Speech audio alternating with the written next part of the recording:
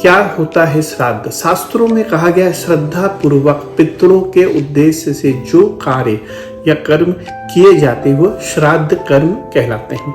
अर्थात श्राद्ध में सर्वप्रथम श्रद्धा ही होनी चाहिए। श्रद्धा के सामने अन्य विधि विधान गौण मात्र रह जाते हैं। जिस तिथि को पितर की मृत्यु हुई थी यह श्राद्ध पावन श्राद्ध कहलाता है। जिन्हों पितरों की तिथि नहीं मालूम होती है वे पितृमोक्ष अमावस्या को श्राद्ध कर सकते।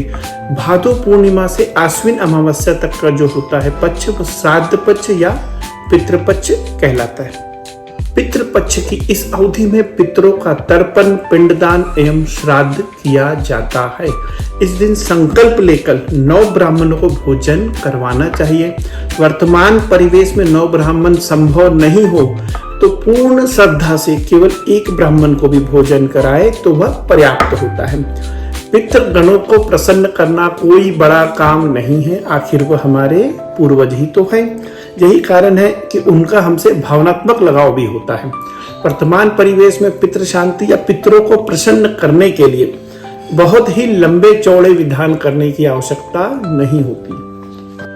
वराह पुराण के अध्याय में 13 में स्वयं पितृगण कहते यदि श्राद्ध कर्ता संपन्न है तो हमारे निमित्त पिंडदान करना चाहिए। ब्राह्मणों को रत्न, वस्त्र इत्यादि वस्तुएं दान करना चाहिए। यदि साधारण धनी हो तो भक्ति पूर्वक एवं नम्र भाव से ब्राह्मणों को यथाशक्ति भोजन कराना चाहिए।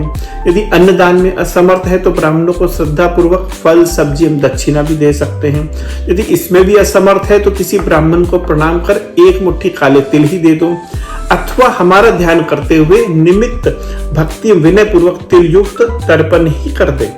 यदि श्राद्ध करने वाला अत्यंत निर्धन भी हो और श्राद्ध करने में सक्षम न हो तो पितरों के नाम से गाय को भरपेट चारा खिलाना चाहिए। और यदि चारा खिलाना भी संभव न हो तो अपने दोनों हाथों को उठाकर पितरों से प्रार्थना करे, हे पितृगण, मेरे पास श्राद्ध कर्म हेतु कुछ भी नहीं है, न धन है न ही धन है। मेरे पास आपके पास सिर्फ आपके लिए श्रद्धा एवं भक्ति है। आप इन्हें ग्रहण कर मुझ पर कृपा करें। मैं इन्हीं के द्वारा आपको तृप्त करना चाहता हूं, आप तृप्त हो जाए। मैंने दोनों भुजाओं को आकाश में उठा कर रखा है। ऐसा करने से भी मात्र पितृगण प्रसन्न हो जाते। ऐसे ही महत्वपूर्ण जानकारियों के लिए हमारे चैनल में बने रहिए। लाइक करिए, सब्सक्राइब करिए और कमेंट्स करिए ताकि हम आपको और नई नई चीजें, नए नए विवरण, नए नई जानकारियां आपको देते रहें।